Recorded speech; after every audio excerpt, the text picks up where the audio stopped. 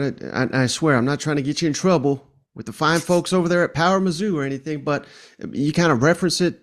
Like I said, when I went back and listened to your season review podcast, Eli Drinkwitz, not asking if he's on the hot seat, but is he kind of on the hot seat going into year 4 here?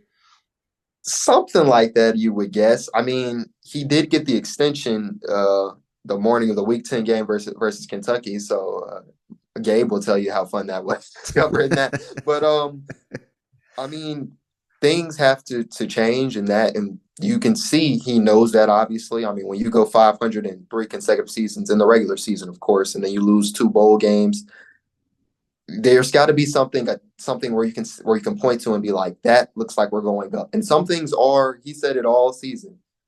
Progress isn't linear, and that's true to a degree.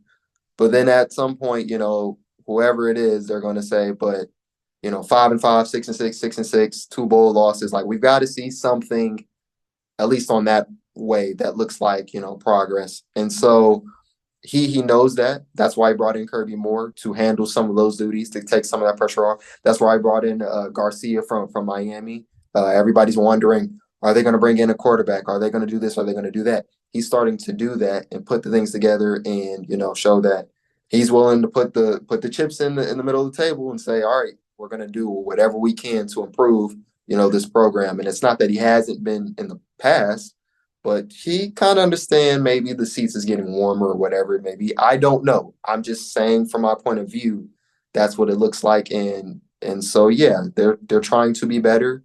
They're trying to get to that 7-5, 8-4, because again, how many times was it almost? Missouri almost won that game versus Georgia, and almost won versus Auburn, almost versus Kentucky. Those almost have to turn into wins. And he knows that, and everybody else knows that.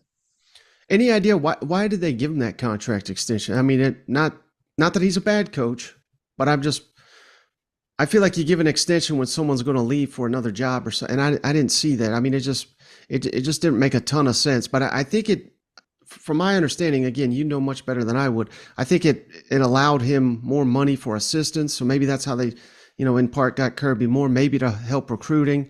Can you provide any insight on that? I think you said 2 of them. I think it's for recruiting. I mean, to be able to tell whoever you're trying to get to come here, I'm going to be here for 4 years at least.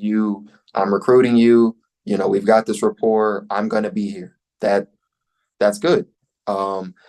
Then as far as the extra money he got in, I don't know how necessarily that works, or as far as that part, but yeah, does that help? Okay. He said mid-season he didn't mind bringing in an offensive coordinator. That's not something we just found out when he hired Kirby earlier this month. He said he'd be open to that. So that was included, the money for the extra assistance. So that's where they went to. But I mean, I just think it's really those two: being able to recruit, saying I'm gonna be here for 4 years, and then getting that extra money to bring in an offensive coordinator to see, to get a helping hand or whatever it may be.